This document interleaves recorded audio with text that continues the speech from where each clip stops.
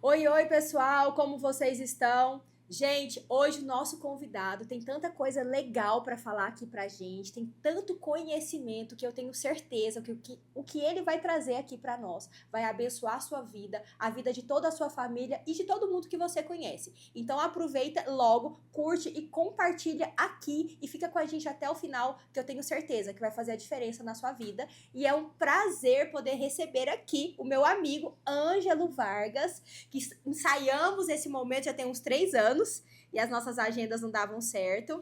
E eu tô muito feliz em poder te receber aqui. E, gente, eu não falei, ele é bacharel em Direito, tem o AB, mas não atua, é tabelião e trabalha também com muitas outras coisas. É empreendedor, fazendeiro, mentor, palestrante. Então, assim, como é que ele dá conta de fazer isso tudo? Eu não sei, mas nós vamos descobrir agora juntos aqui. Fica comigo. E aí, Ângelo, tudo bem? Carol, para mim é um prazer imenso estar aqui conversando com você, estar aqui na sede da Facite e principalmente compartilhando um pouco do que eu faço da minha rotina com o seu ouvinte, com o seu telespectador. É um prazer. Muito bom. E aqui, Ângelo, a gente tem os meninos, eu falo meninos, né? Porque os meninos que estão estudando ainda continuam sendo meninos aqui para tia Carol. A gente tem o pessoal que está estudando e a gente tem o pessoal que já formou também. Então, o nosso público ele é bem mix, digamos assim. E eu queria que você começasse contando aqui pra gente por que você escolheu o direito na sua vida, se foi importante você ter estudado ou se não, porque você é um empreendedor, né? E aí, valeu a pena ter estudado? Porque o direito? Me conta aí um pouquinho dessa história para quem tá ouvindo a gente. Carol, se foi bom ou não, eu vou te dizer o que eu fiz. E Certo. aí eu sou bacharel em Direito, sou especialista, mestre, doutor em Direito, tenho 2 mestrados, tanto na PUC de São Paulo quanto na Universidade de Lisboa, em Portugal. Tenho 16 livros escritos. E o que eu digo para você? A educação muda vidas. Isso mesmo. Mas só com uma educação intencional e de qualidade. Aham. Eu acredito que tem muitos alunos que eles passam horas sentados. Mas aí é que está a diferença. O que essas horas sentadas estudando vai produzir na sua vida? Eu venho de uma família muito simples, muito Aham. simples. E a educação, ela me proporcionou não somente bens materiais, mas realização de vida. Foi através da educação, do ensino, de quem eu me tornei através da educação, que me permitiu viver da maneira como eu vivo, me permitiu proporcionar coisas para os meus pais, para a minha família, e ela é que gera um nível de consciência na gente. Isso Verdade. significa o quê? Você não é a mesma pessoa depois que você lê um livro. E por que você não é? Porque ali tem uma transferência de conhecimento. E a educação é isso. Você passar por um ensino de qualidade, ela gera um novo olhar, uma nova Carol, Verdade. novos óculos são estabelecidos na sua vida. Verdade, isso mesmo. Como já dizia Einstein, né, gente? A mente que se abre a uma nova ideia jamais volta ao tamanho original. E quando a gente pensa assim, a questão da grandeza da nossa mente, a gente estava conversando sobre isso ontem, porque se o corpo só faz o que a mente acredita, se eu tiver uma mente pequena, eu vou acabar fazendo coisas pequenas. Então, eu acho que a gente tem esse aspecto. Quando você falou da educação que transforma vidas, e aí ele é o entrevistado, não sou eu, mas eu não poderia deixar de falar isso, porque a Facite nasceu exatamente com esse propósito, né, de transformar a vida das pessoas. A gente está em uma região que hoje é uma das mais carentes do Brasil, e aí quando a gente começou, por exemplo, a gente começou com curso para dentistas, ninguém fazia isso, né? O dentista tinha que sair daqui e ir para outro lugar para poder se especializar, para poder melhorar, era muito difícil. Então a gente trouxe esse acesso. E a gente vê hoje quantos alunos que passaram por nós e que a vida deles multiplicou patrimônio, e não só isso, né? A prosperidade financeira, mas também a prosperidade para tudo que está envolvido na vida deles, porque a mente deles se expandiram. Então é isso que eu fico apaixonada, assim, nesse processo de transformação. Eu acho isso E incrível. Carol, e legal o que você falou.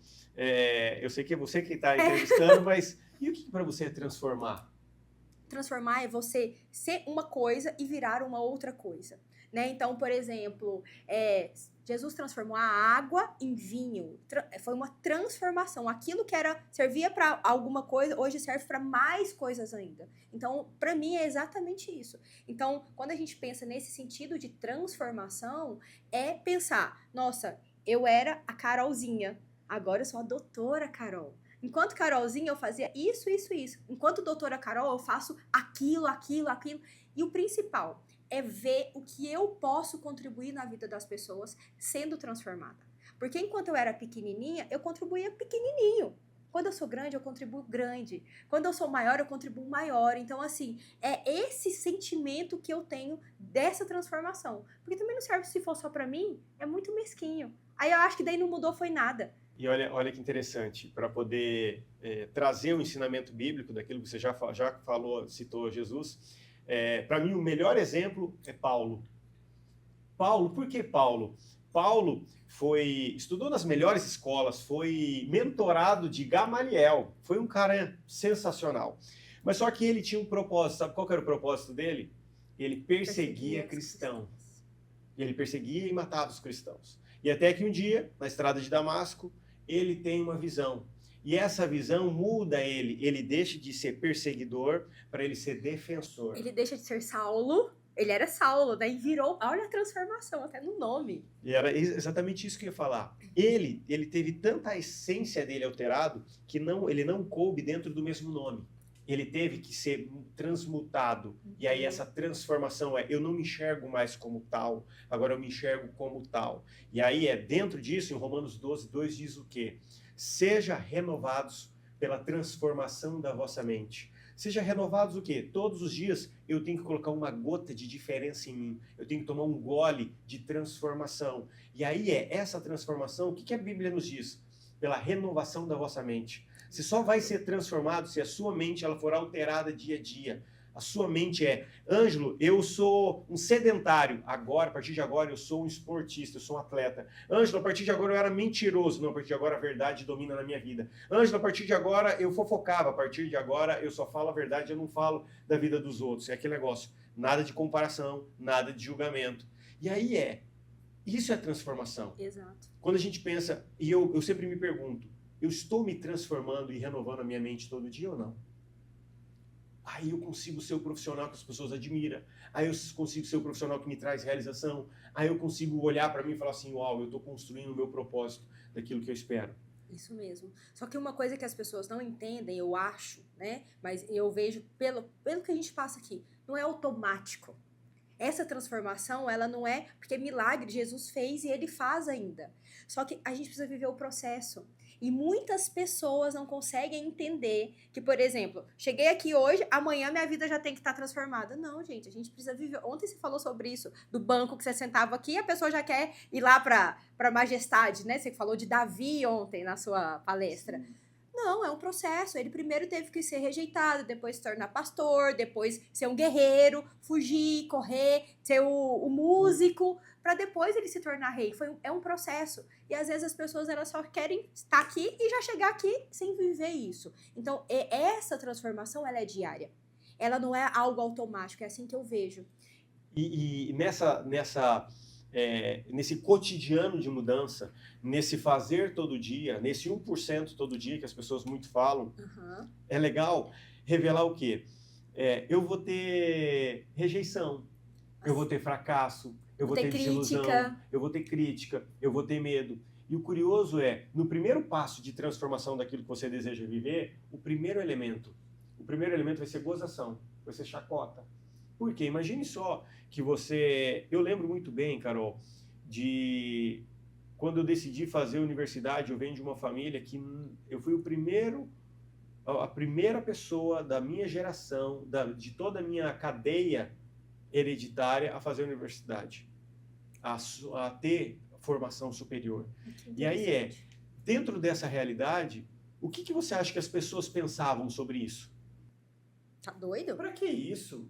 Nós nunca fizemos. Qual que é a necessidade de você fazer isso? Qual que é a importância de você estudar? Mas por quê? Na caixa de cada um deles, e a caixa na mentalidade de cada um deles, isso não existia um padrão, isso não era o padrão da época, isso não se cabia, não era possível, não era o corriqueiro fazer a universidade. E aí vem o quê? Vem a gozação, vem a crítica, vem a chacota.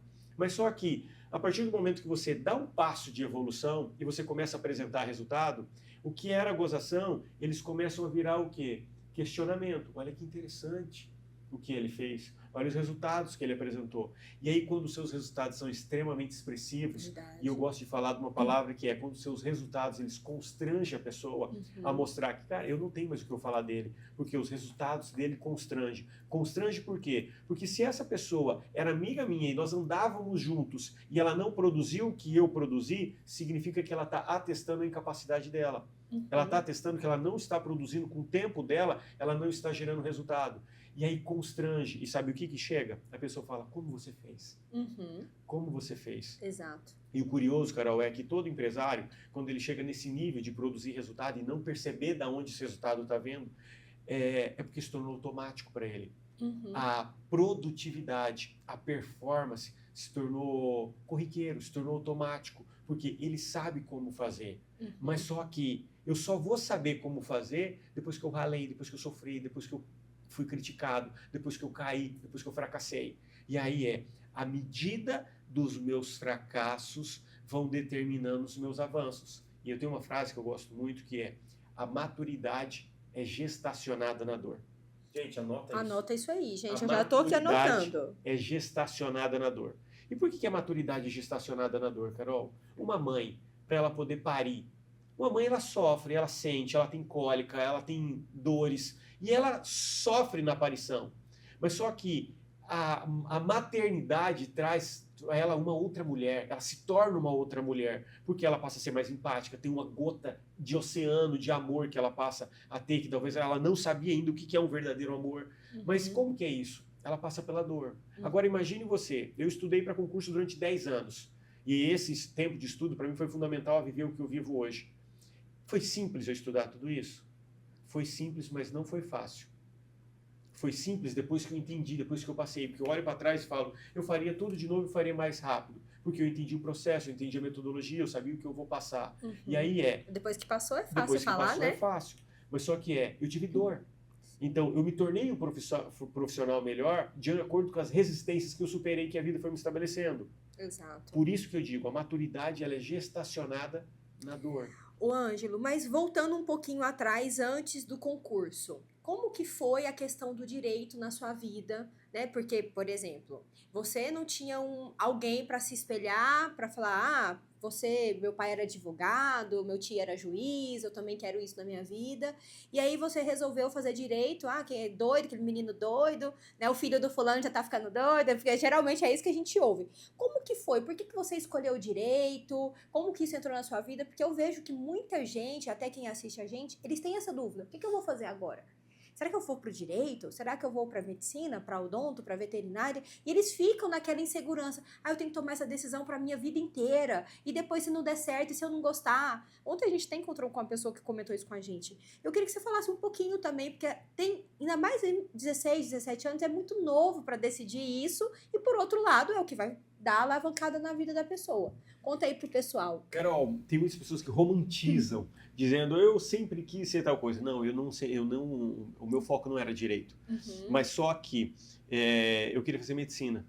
E naquele momento eu sempre fui um cara muito observador e crítico, no sentido de avaliar a minha capacidade. Eu venho de um esporte de intensidade, de alta performance, e isso me permitiu avaliar, eu consigo ou não consigo, eu dou conta ou não dou conta, ou quantidade de treino que eu vou ter que ter para poder obter o resultado que eu espero. O esporte de alta performance, ele nos traz isso. E quando chegou no momento de eu decidir, vou fazer direito ou não, eu queria fazer medicina.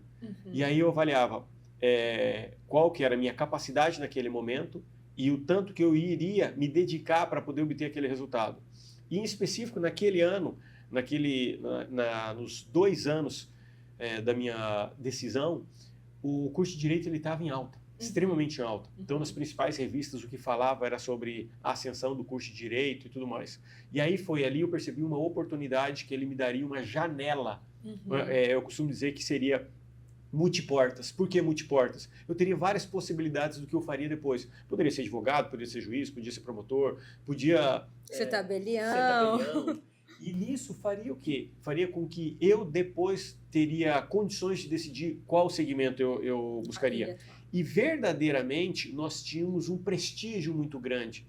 Não que a magistratura tenha perdido o prestígio ou o concurso público tenha perdido o prestígio, mas só que naquele momento nós vimos uma realidade muito diferente do que a gente vê hoje. Então você avaliava, nossa, aquela pessoa é juiz, ela dava uma representatividade, uma reputação muito intensa. Ainda é isso, mas só que nós estamos vivendo um momento de mudança de alguns valores, e esses valores estão se perdendo. E aí decidir por direito. E quando eu decidi por direito, o que eu sempre pensava, Carol? Eu preciso ser muito bom nisso que eu vou fazer. Eu preciso ser muito bom nisso que eu vou fazer. E eu tinha certeza que, finalizando a minha faculdade, eu já ia iniciar uma especialização, já ia iniciar um mestrado, já ia fazer um doutorado. Nunca. Por quê? Porque eu sabia que a educação ela abria portas para mim.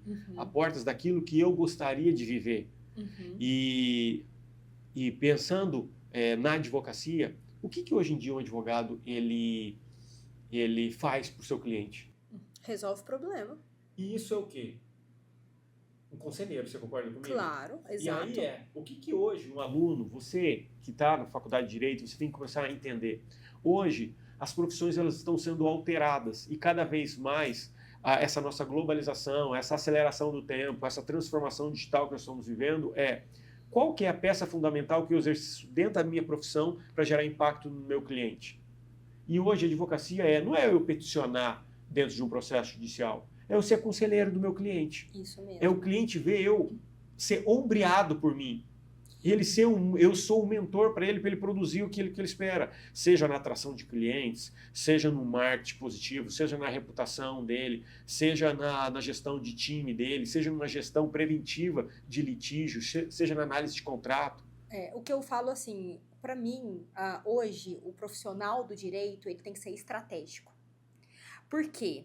Ele está muito mais na estratégia junto, no nosso caso, com o mantenedor, né, junto com o cliente dele, porque no final das contas, sem hipocrisia, todo mundo quer aumentar a sua receita, quer aumentar seu faturamento, seu lucro, porque é o que ele precisa para poder crescer. Porque assim, às vezes as pessoas elas demonizam, né, a lucratividade. Ontem você perguntou na palestra, qual o seu objetivo? Qual o seu sonho? As pessoas têm medo de falar, eu quero ter sucesso, eu quero ter reconhecimento, eu quero ter dinheiro. Então a gente vê. E no final das contas, um advogado que tem a visão estratégica daquilo, do conselho que ele vai dar, ele alavanca, né, o cliente, que seja uma pessoa física, que seja uma pessoa jurídica. E aí, gente, a gente tendo mais lucratividade, todo mundo ganha. Porque daí eu vou gastar mais, eu vou comprar mais coisas, a loja ganha, o mercado ganha, o dono de imóvel ganha. Então, é nesse sentido que eu vejo, assim, a importância do profissional do direito. Só que enquanto, né, o profissional do direito, independente da área, ele não se enxergar como esse papel de conselheiro, de mentor, ele fica fazendo petição, e que não tem nenhum problema, mas que às vezes é muito mais trabalhoso e menos lucrativo, e todo mundo perde, porque eu entendi ontem na palestra, não sou do direito, mas quando a gente judicializa demais, a gente acaba perdendo muito tempo, e dependendo do que for, o tempo de perder tempo já é ruim, porque ele não volta nunca mais, é o que a gente tem de mais, né, escasso. Mas eu vejo no sentido assim, se o profissional do direito, ele não tiver essa visão que ele é um parceiro do cliente dele, um parceiro estratégico para aumentar resultado, o cliente também não valoriza ele, quer pagar pouco. Carol, o que eu entendi é o seguinte, não é no direito, todo Tudo. Profissional. Verdade. As pessoas elas têm que entender que qualquer atividade econômica, para mim, ela é empreendedorismo. Verdade. E o que eu compreendi são 3 elementos fundamentais para eu ser empresário. Eu posso ser uma manicure, eu sou empresário. Eu posso ter um salão de cabelo, eu sou empresário. Eu posso ser dono de uma multinacional, eu sou empresário. E aí não é o quanto eu faturo, mas sim se eu gero economia, eu sou empresário. A pessoa precisa ter isso. Isso significa o quê? São 3 elementos fundamentais para todo e qualquer empresário. Primeiro, mentalidade empreendedora. Se eu não tiver mentalidade empreendedora de crescimento, de atrair cliente, de escalabilidade, de todo dia fazer mais, eu não vou sair de onde eu estou. Eu tive a oportunidade de viajar, então o primeiro elemento é mentalidade, vou te dar como exemplo. Eu tive a oportunidade de viajar com um baiano do cachorro-quente. Nós fomos para uma viagem incrível para Israel. E esse baiano do cachorro-quente, ele começou como baiano do cachorro-quente. Hoje ele tem 40 lojas de cachorro-quente. Então, ele era o baiano do cachorro-quente, mas com uma mentalidade empreendedora, pujante, de crescimento. E aí ele não se contentou Ele era baiano do cachorro-quente, ele estava baiano do cachorro-quente, mas ele não era o baiano do cachorro-quente. Ele era um baiano de multipropriedades de cachorro-quente, de um conglomerado, de um ecossistema de cachorro-quente. Então, o primeiro elemento é mentalidade. O segundo elemento, Carol, para todo empreendedor é o quê? Cultura. Cultura é como é o jeitão da sua empresa. Ângela, eu posso ter um funcionário, como que é o jeitão que você vai atrair mais clientes, qual que é o jeitão que você vai vender todo dia, qual que é o jeitão que você vai atender seu cliente, qual que é o jeitão que você vai gerar experiência no seu cliente. As pessoas, elas esperam, alguns empresários, elas esperam ele se tornar grande para ele poder construir uma roupagem, um jeitão, uma maneira de fazer as coisas. É nesse momento que ele não cresce. E ele não cresce por quê? Porque ele não tem uma força, ele não tem combustível. O time dele vindo, atraindo, crescendo, gerando, construindo, inovando. O que não é só o empresário, é o time pensando nisso. E o terceiro e último elemento para mim é estratégia. Estratégia. Estratégia não é no direito, não é no posto de combustível, não é na farmácia, é em todos os negócios. E aí você deve se perguntar, mas Ângelo, o que é estratégia? Aí eu digo para você. Imagine que eu digo para você que a minha conta bancária, a senha, é o número do meu CPF. E eu vou te entregar ele. Você vai conseguir acessar a minha conta ou não? Se você me der a senha e o número da conta? Se eu te der, se eu falar para você que o número da minha conta, a senha da minha conta bancária é o número do meu CPF, e eu te der o número do meu CPF? Sim. Não necessariamente. Porque ele pode ter os números do meu CPF, mas ele está embaralhado. Ah, sim. Verdade. Entendeu? Isso significa o quê? A maioria dos empresários, eles estão recebendo as informações embaralhadas, eles não estão sequenciando a informação para poder gerar pujança e crescimento no negócio dele. E aí qual que é a estratégia que eu uso para atrair mais clientes? Qual que é a estratégia que eu uso para construir um produto que vende? Qual que é a estratégia que eu uso para ter um canal que converte? Qual que é a estratégia que eu uso para poder estudar os meus concorrentes? Isso muda o jogo, Carol. Verdade. Então, uma frase que eu gosto de falar é que o jogador determina o nível do jogo. O jogador é o que? Sou eu. Se eu entro numa partida de futebol e eu sou muito superior a todos os outros jogadores, eu vou me destacar lá. E esse meu destaque é o que vai gerar minha reputação, vai gerar minha atração, as pessoas querendo conversar comigo, vai gerar meu reconhecimento e o meu valor vai ser maior. E isso é a empresa da pessoa que está nos ouvindo aqui. Porque ele está utilizando as estratégias certas. Que quanto mais eu uso as estratégias corretas para alavancar, sabendo, olha, eu preciso fazer isso, eu passo a jogar outro jogo, eu domino o jogo. Isso. Mas o que falta, talvez, é a clareza. Porque se você for pensar, eu vejo ontem, na pergunta que você fez para a plateia que estava assistindo, muitas pessoas não têm clareza exatamente nem do que elas precisam e nem aonde elas querem chegar. Se a gente perguntar para quem está ouvindo, qual que é o seu sonho agora, o seu maior sonho agora? Poucas pessoas conseguem pontuar. Onde eu quero chegar daqui 5 anos? Então, às vezes, falta nas pessoas e nos empresários, ou no profissional liberal, a gente tem muito profissional liberal, dentista, né? Porque é por conta da minha formação, o advogado, a clareza daquilo. E a gente vai entrando no automático, porque eu fui treinado a trabalhar na operação, fui treinado a atender paciente, fui treinado a atender cliente, a peticionar. Esse foi o meu treinamento básico, técnico, né, padrão. Claro que quem formou na Facite é diferente, óbvio, né? Porque aqui a gente tem a mentalidade empreendedora. Mas o que eu vejo é a questão mesmo que falta, às vezes, a clareza pra gente, enquanto pessoa, sabe? Eu vou exemplificar que vai ficar fácil para quem está nos ouvindo sobre o que você está dizendo, Carol. Tem muito empresário que ele não sabe para quem ele vende. E aí ele fala para todo mundo e ele, no fim, ele não está falando para ninguém. Isso significa o quê? Que você tem um perfil de cliente ideal. Você tem um cliente que vai comprar de você e que vai comprar cada vez mais. E aí Ângelo, como é que eu descubro isso? Tem uma frase que eu adoro que é: o meu produto é muito caro para o cliente errado. O meu produto é muito caro para o cliente errado. Isso significa o quê? Se o seu produto é muito caro para o cliente errado, significa o quê? Talvez você está oferecendo o seu produto, o seu serviço para a pessoa errada. E ela nunca vai pagar o valor que você tem, que você merece, que você cobra. Por quê? Porque ele não entendeu a percepção daquilo que você gera na vida dele. Isso significa o quê, Carol? Vamos lá. Se eu vou vender água no trânsito, eu vou vender essa água a R$2. Se estiver chovendo, A pessoa não vai querer água, mas se tiver um sol escaldante, a pessoa vai querer aquela água, vai pagar R$ 5. Significa o quê? Que eu construí o momento certo, para a pessoa certa, para poder vender aquela água. E aí o empresário, ele não tem a estratégia, não tem a clareza para poder falar, esse daqui o meu cliente, é para essa pessoa que eu vou vender. Exato. Todo empresário, ele precisa entender, seja você dentista, seja você médico, seja você dermato, seja você advogado, seja você vendedor de bebida, seja você vendedor de livros, seja lá você o que for. Qual que é o seu perfil de cliente ideal? Isso é clareza. Exatamente. Não é só o quanto você quer ganhar, mas eu tenho que ter clareza do meu produto, tenho que ter clareza do meu cliente, tenho que ter clareza do canal que eu vou ofertar aquilo, para poder atrair cada vez mais cliente, está no canal que o meu cliente está. Eu preciso ter essas clarezas. Se eu não tenho essa clareza, o que eu estou fazendo? Eu estou gestacionando bagunça. Isso. E apagando incêndio. E apagando incêndio. Porque aparece muitos.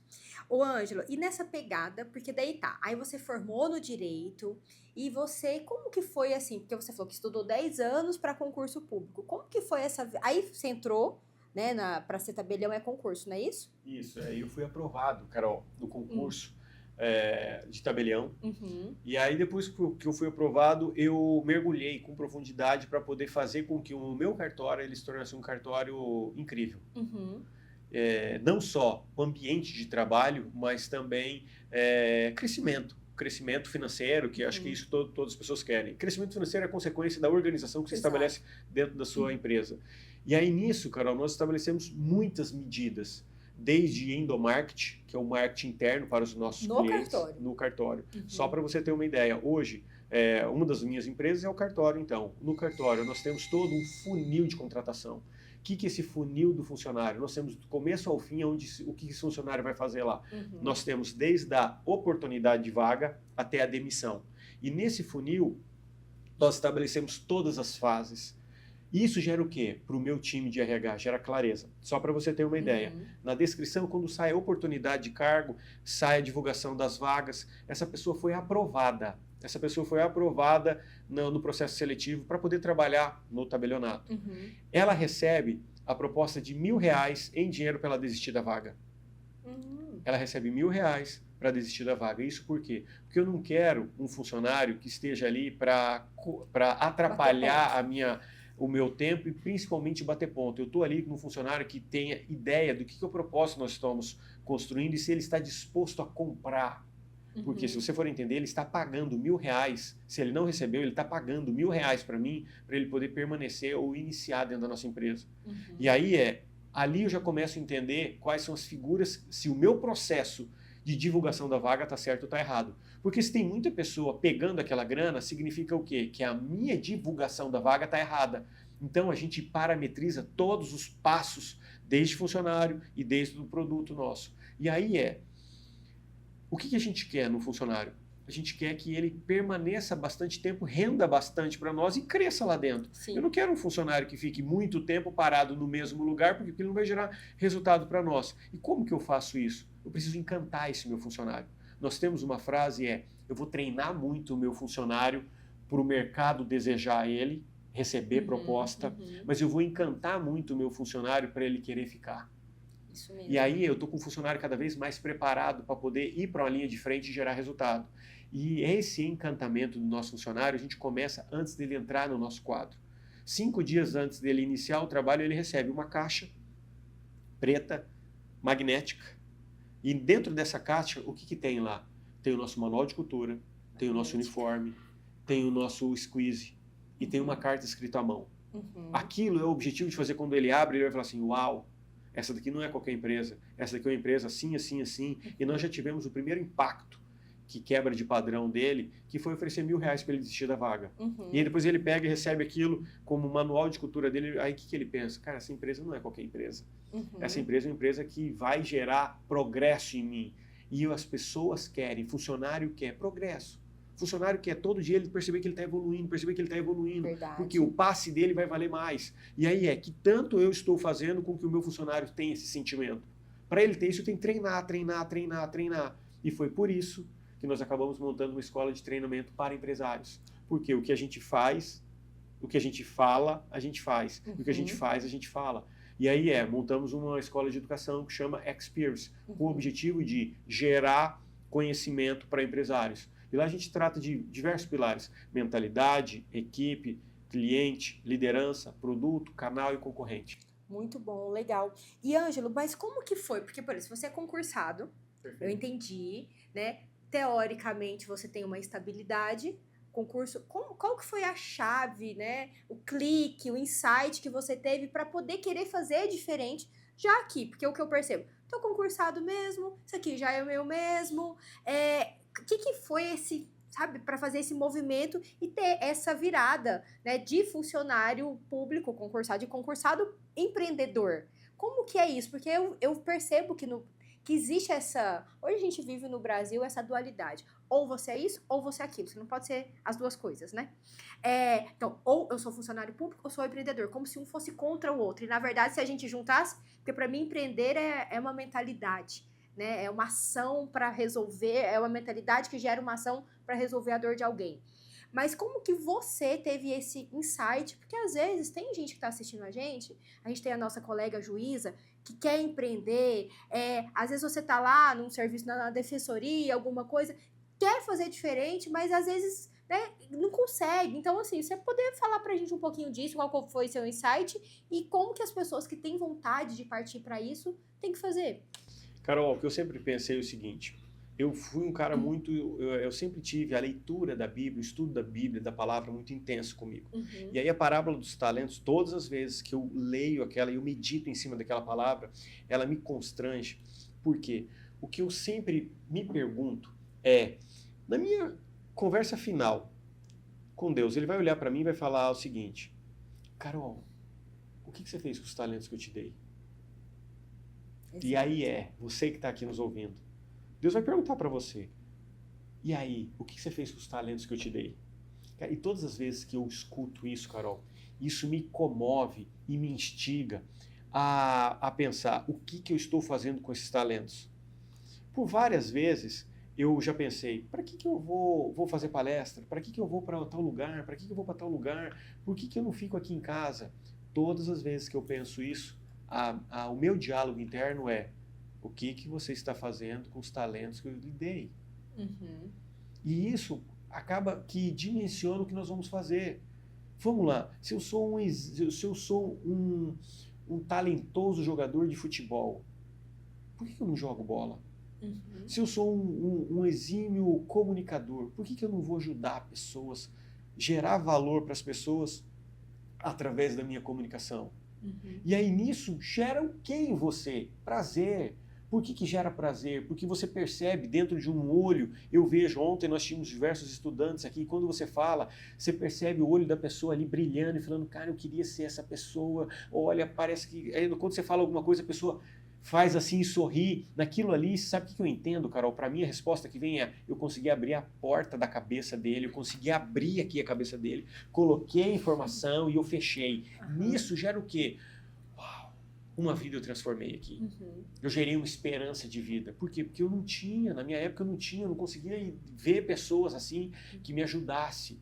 E nós hoje, a gente anda, você e eu, a gente roda o mundo e nós temos diversos mentores que nos ajudam, nos auxiliam, desbravam o nosso jeito de pensar. Então isso que me gera satisfação, me gera envolvimento, empolgação. Falar: uau, que incrível isso. E aí por que eu fui empreender? Por que eu tenho facilidade de pensar de maneira estratégica? Por que eu tenho facilidade de pensar como atrair clientes? Olha, só para você ter uma ideia, eu estava numa viagem que era uma viagem internacional, não lembro. E aí uma pessoa falou assim: Ângelo, eu sou arquiteto. E aí, sendo arquiteto, eu sou muito bom, mas as pessoas não me conhecem. E como é que eu faço para poder construir essa minha reputação? E aí eu falei para ele: existem fases da sua vida para você poder gerar essa sua autoridade. Para você construir essa sua autoridade, você precisa ter ponto de conexão com muita gente. Sim. Quanto menos ponto de conexão, menor a sua autoridade. Quanto maior seu ponto de conexão, maior a sua autoridade. E ponto de conexão é muitas pessoas estarem me conhecendo ou poucas pessoas estarem me conhecendo. E aí o que eu falei? O primeiro passo ele precisa construir o alcance. Falar para muita gente, muitas pessoas conhecerem o seu projeto, muitas pessoas conhecerem sua habilidade, muitas pessoas conhecerem sua criatividade. E aí no segundo passo, eu gero o quê? Autoridade. Uhum. Se muitas pessoas estão me vendo, me ouvindo e gostando do que eu faço, eu passo a ser autoridade no assunto, eu passo a ser um exímio arquiteto. As pessoas querem mais o meu projeto, as pessoas vão pagar mais caro o meu projeto. E a partir disso eu construo o quê? Minha audiência. A audiência é o quê? Todo mundo gosta daquilo que eu falo e todo mundo quer me ouvir. Por quê? Porque eu sou um excelente arquiteto. E eu expliquei isso para ele e eu falei, sabe qual que é a dificuldade de um recém-formado? Ele quer ganhar muito e gerar pouco valor para as pessoas. Sim. E eu falei para ele, gere muito valor para as pessoas, independente do que você vai ganhar, não se preocupe com o seu ganho. E ele falou, tá, mas na parte prática, como que eu faria? Eu falei para ele, a partir de hoje você vai fazer vários projetos. Como? Como seria a casa do Gustavo Lima sobre os meus olhos? E faz. Como seria a casa do Jorge Mateus sobre os meus olhos? Como seria a casa do Neymar sobre os meus olhos? Como seria a casa do Roberto Carlos sobre os meus olhos? Uhum. Ele fez isso. Sabe o que aconteceu? Hoje, ele é referência na arquitetura para jogadores de futebol. Olha aí. Porque eles acreditaram que esse cara tinha feito a casa do Vini Júnior, que é um grande atleta da seleção brasileira de futebol. E aí ele falou, mas eu vou estar mentindo. Eu falei, não, você não vai estar mentindo. Como seria a casa do fulano sobre os meus olhos? Não significa que eu fiz, mas as pessoas vão entender o seu potencial. As pessoas vão entender aonde você pode chegar. As pessoas vão entender que a construção do sonho dela passa pela sua criatividade. E foi isso que ele fez. Então, como que eu estou usando tudo isso, Carol? Uhum. Porque, se for ver, eu acabei girando uma chave na cabeça de uma pessoa para ele produzir o que ele estava produzindo e gerar essa autoridade, essa audiência para ele. E aí você me pergunta, Ângelo, como foi que você resolveu empreender? Quando eu entendi que eu consigo conjugar a estratégia de maneira fácil para gerar valor na pessoa, para trazer riqueza para ela. E aí eu trouxe isso, inclusive, para mim, abrindo diversos negócios, diversos segmentos. Hoje atuo em hotelaria, tecnologia, importação, exportação, cartório, fazenda. Agro, né? Agro. Então, enfim. E aí Ângelo, como que é isso? Eu entendi como que é lidar com gente, com pessoas, fazer uma gestão de pessoas e eu passei a compreender qual que é o processo para poder fazer isso. Eu passei a compreender qual que é o processo de marketing. Eu passei a compreender como que é um processo comercial. Eu passei a compreender como que é um processo de vendas. Eu passei a entender como que é um processo de sucesso do cliente. Uhum. E aí você se torna só o quê? Eu só pego essa ferramenta, coloco aqui, pego essa, coloco aqui e vamos acelerar. E de um modo geral, pelo que a gente vai percebendo, porque assim, a gente, aí falando de mim enquanto empresária e às vezes alguns que estão assistindo, ou enquanto dentista, né? Enquanto você está isolado dentro do seu ambiente de trabalho. A gente acha que aquele problema é só nosso. Ah, mas só eu que não consigo ter mais pacientes, ter mais clientes. Só eu que não consigo fidelizar os meus clientes. E aí as pessoas acham que quando você começa a conversar com as pessoas, você vê que todo mundo tem uma dor parecida com a sua. E se um processo funcionou para aquilo, ele também funciona para o outro. Claro que você vai trabalhando, mas você tendo uma metodologia bem definida, né, que é, na verdade, o que você falou é isso, é um funil que você tem para o recrutamento do seu funcionário, do seu colaborador. E aí você pega aquela metodologia, aquela matriz e você aplica para outro negócio e adapta para aquela realidade. E aí, com isso, você consegue expandir e ser um multi-empreendedor, digamos assim. Interessante. Hoje eu tive uma reunião Brasil-China com um grupo de investidores China. Nós estamos levando um produto do Brasil, exportando um produto Brasil-China. E aí nós temos uma diretora executiva que participou da reunião. Essa diretora executiva, o que eu faço e peço para ela? Se eu já tenho uma cultura forte implementada numa empresa, o que ela faz? Essa empresa nossa, apesar de ser de 2009, nós estamos iniciando uma nova estrutura nela, uma nova expansão mesmo de crescimento, de alavancagem e tudo mais. E o que a gente faz? Eu pego essa funcionária e falo, você vai ficar 15 dias nessa outra empresa para você entender o que é cultura. E aí ela entendeu cultura, ela volta. E aí agora ela precisa entender sobre gestão de pessoas. Agora você vai, dentro dessa empresa, entender sobre como que é a nossa matriz de contratação, como que é o nosso funil de contratação, nosso funil do funcionário. Ele foi lá e entendeu. Então isso faz o quê? Faz com que eu tenha um compartilhamento, um intercâmbio de informações acelerando os resultados. Pessoas mais maduras, sêniores, ajudando pessoas que estão mais júniores em determinado elemento e impulsiona. Gera o quê? Progresso nesse funcionário e acelera o resultado da nossa empresa. Perfeito. Olha, tá tão boa essa conversa, mas já estamos aí com quase 1 hora conversando, batendo esse papo. E aí eu vou já caminhando para o fim, porque eu recebo muito essa pergunta e eu acho que você tem uma autoridade para poder ajudar a gente nessa pergunta. Muita gente fala isso para mim. Doutora, como que eu posso encontrar o meu propósito? Como que eu posso achar se o que eu estou fazendo é o que de fato é o talento que Deus me deu, se eu estou colocando isso em prática? Às vezes a gente vê muito assim, principalmente aqui, para quem acabou de começar a faculdade ou está terminando a faculdade, que é onde eu tenho muito contato com os meninos, no início e no fim. E aí, será que eu fiz a escolha certa? Será que eu tô no meu propósito? E perto. E agora? Será que eu tô indo pro lugar certo? E aí? Eu queria que você pegasse todo esse seu conhecimento, a sua bagagem e contribuísse com a gente, assim, como que você enxerga isso e dá uma dica prática, né? Será que eu estou cumprindo o meu propósito? Qual é o meu propósito? Será que eu estou cumprindo esse propósito? Carol, essa pergunta eu escuto muito também, muito, muito, muito. E eu já tive sentado na cadeira de angústia dessa pergunta. Eu já tive em momentos sabendo, será que eu estou cumprindo esse propósito ou não? E o que eu entendi? Que o seu propósito está relacionado com a sua dor de superação. Significa o quê? Se eu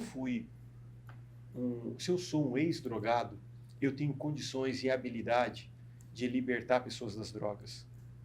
Se eu fui uma pessoa que perdi um filho, eu tenho autoridade para ir lá e ajudar pessoas que passaram pela perda de um filho.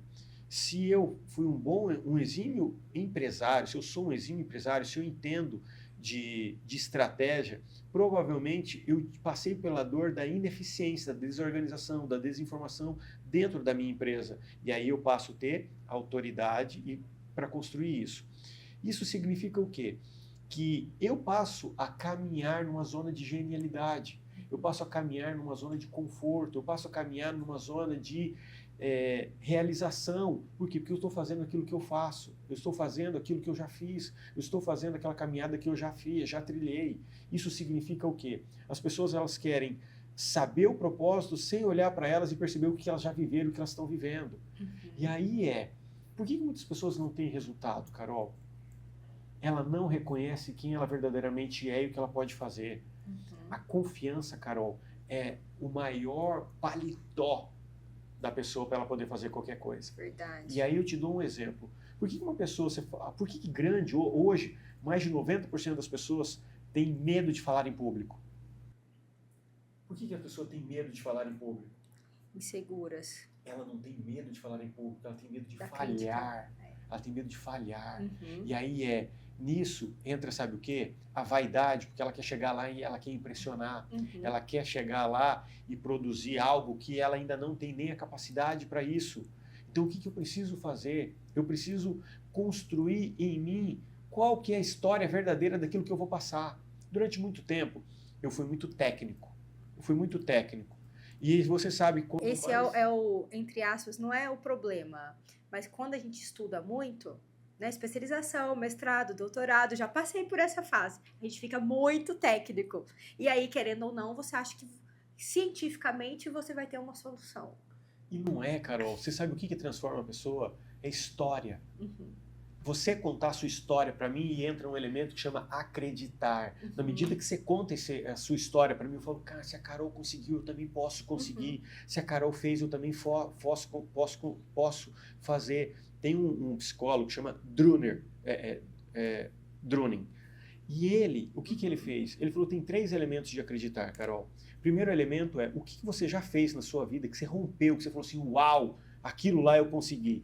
Se você pensar, todas as vezes que você tiver uma dificuldade de pensar nessa vez que chegou, uau, você vai conseguir. Eu te dou um exemplo meu para poder gerar clareza para quem está nos ouvindo. Eu sou maratonista. E aí todas as vezes que eu vou correr uma maratona, o que eu penso? Eu já corri, eu já conquistei, eu já fiz. Então, para mim, é o quê? Algo que eu já fiz. Então, para mim, eu acredito que eu vou dar conta hoje. Mesmo não estando treinado, eu vou correr os 42. Aí agora, vamos lá. A pessoa que comprou um celular novo. Pô, será que eu vou dar conta de pagar esse celular?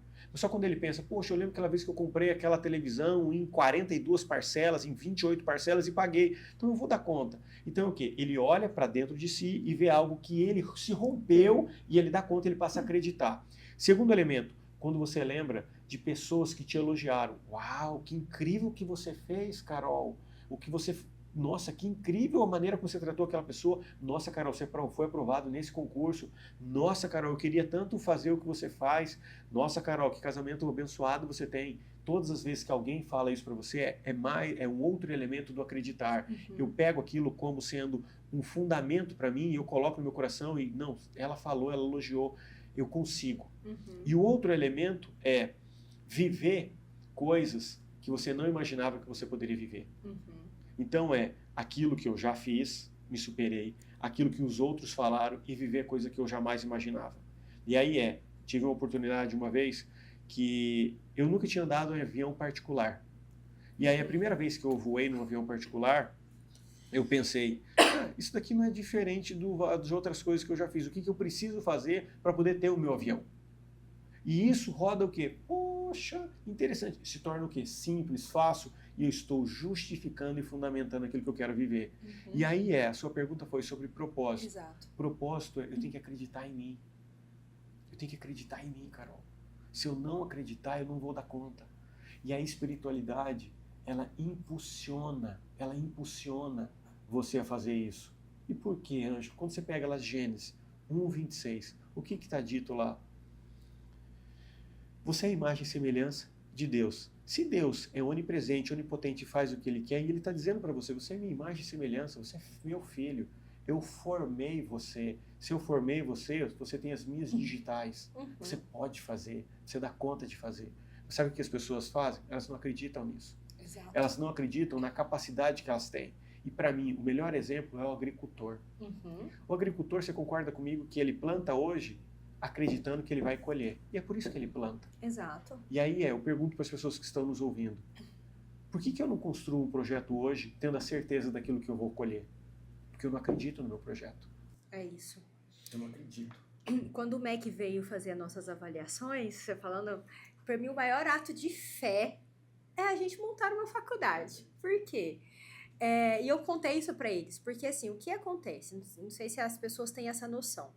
Para você montar uma faculdade, você cria um projeto político, pedagógico ali, e aí com PDI, um plano de desenvolvimento institucional, e você, tudo escrito, e você manda para uma banca que vai avaliar. Ah, tá bonito, tá dentro da lei, decente, tal, beleza. Agora vamos lá para ver se eles têm isso tudo, e nós temos que ter tudo dos primeiros 2 anos aqui montado. Então, por exemplo, quando a gente começou com a faculdade de odonto, eu tinha que ter todos os laboratórios caríssimos de odontologia, para ver se eles iriam autorizar. A biblioteca, com tantos livros, na época era 20 livros por unidade, por referência. Então, se eu tinha 5, eu tinha que ter 20 livros de cada daquela disciplina. Então, assim, um investimento gigantesco. Era um investimento... A minha mãe deixou o carro, a gente foi penhorando o que a gente tinha, para saber se seria autorizado e, se fosse autorizado, se teria aluno. E quando a gente olha, porque talvez na época eu não tinha essa clareza que era um ato de fé, porque para mim nunca achei que fosse dar errado. É claro que eles vão autorizar, tem tudo aqui, é claro que vai ter aluno, a gente estava fazendo o melhor, o ensino de excelência. Nunca passou pela minha cabeça que fosse dar errado. Mas quando a gente olha para trás e a gente vê assim, e graças a Deus o para trás ele é só uma memória, e pra gente não romantizar o passado, porque foi lindo até aqui, mas eu quero muito mais, porque senão a gente também fica preso. Nossa, que legal, eu fiz isso, e aí acha que tá bom, e não tá.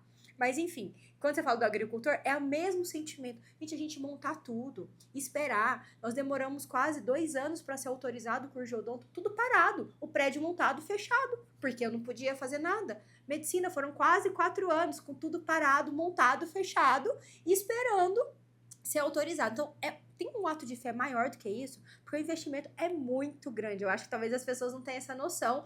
Eu tenho que ter tudo. Por isso que quando foi autorizado, por exemplo, a medicina, mas já vai começar. Gente, tem quase 4 anos que isso aqui tá pronto, esperando só uma assinatura, uma portaria para poder começar. E aí, e tudo parado. E se a gente for pensar em equipamentos? equipamento deprecia. Você imagina, né, assim, pensando no ato de fé mesmo, montar tudo, contratar professor, deixar tudo ali e aquilo tudo ficar parado por um período, dando só despesa. Mas por quê? Porque a gente acredita que vai dar certo. Exatamente por conta dessa fé, de acreditar naquelas coisas que você não está vendo, mas que vão existir.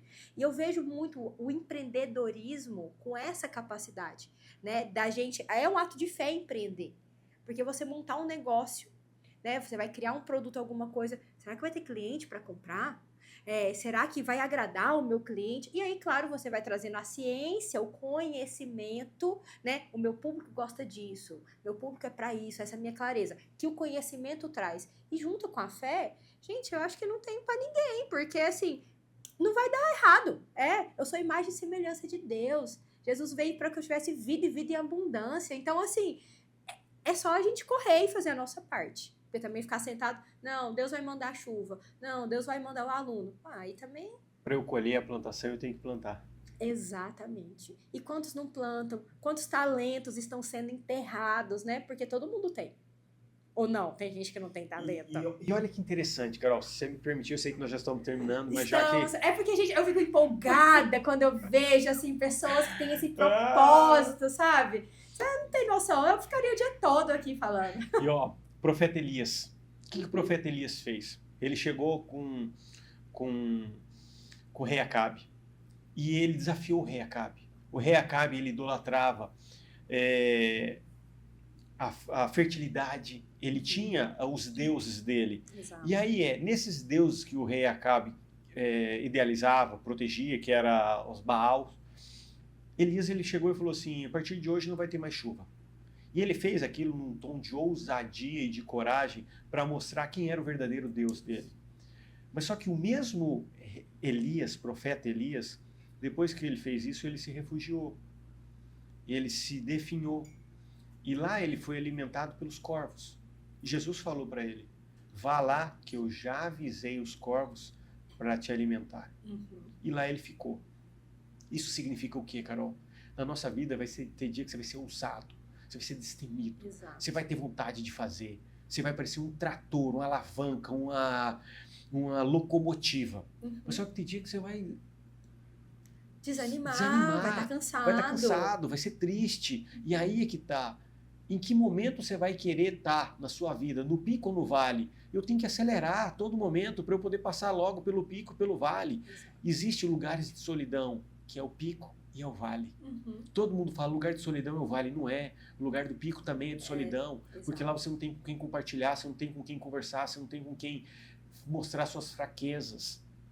E aí se o profeta Elias passou por isso, o que nós não podemos passar? E que tanto você vai superar cada fase da sua vida para poder dar o rompante? Mas ao mesmo tempo que ele saiu do Querite, que foi o lugar que ele foi alimentado, ele produziu abundância na vida de uma viúva. Verdade. Gerou alimento, gerou vida, ressuscitou o filho dela. Então, na nossa vida vai ter picos e vales, que tanto você vai permanecer e um no outro, só acelera.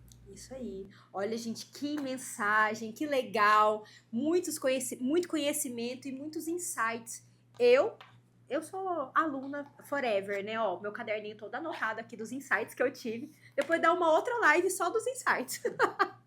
Mas eu quero muito agradecer, Ângela, a sua presença aqui com a gente. Você enriqueceu muito nosso grupo, nossos alunos, professores, nossa liderança que você compartilhou. Então, agradecer e pedir para que Deus, né, possa estar te abençoando mais ainda, a sua família, Lorane, os meninos, por onde você estiver, que você seja bênção, que você traga essa palavra, que possa, de fato, contribuir para que aquele ambiente ali ele seja melhor. Então, quero te agradecer, porque eu sei que foi difícil chegar aqui, ele passou por balsa, voos de madrugada, né? Não é fácil, mas o empreendedor também está acostumado aí com a dificuldade, porque como você mesmo disse, a maturidade é gestacionada na dor, né? Então, faz parte do processo. E você olhar ali para aquela câmera e deixar uma mensagem final para quem está assistindo a gente. Gente, para mim é um prazer imenso estar aqui, poder participar, verificar, olhar, se tornou fato. Se tornou fato. O fato é o quê? Tudo aquilo que a gente vê, enxerga e o que já se construiu. Vê o tanto que a Facite se tornou grande, se tornou um verdadeiro império. E agradecer você, agradecer seu tempo e dizer, a mensagem que eu digo para você é o seguinte, Não tem picos e nem vales.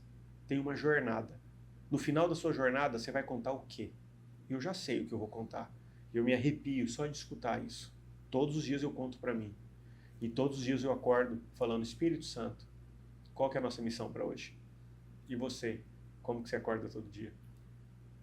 Muito bom, Ângelo, muito bom, né, gente? Eu sei que dá uma vontade de ouvir mais, mas vocês podem seguir lá, Ângelo Vargas, não é isso? Ângelo Vargas Seu Oficial. canal, Ângelo Vargas Oficial, nas redes sociais. Ele sempre traz esses insights aqui para nós. Também ele tem as mentorias, que quem entrar lá na bio dele tem os links para poder se inscrever. Então, se você gostou, né, assim como eu, vai lá, segue ele, se inscreva e compartilhe esse vídeo para que mais pessoas tenham acesso, gente, a esse conteúdo tão rico e tão abençoador. Que Deus abençoe todos nós. Obrigada pela audiência.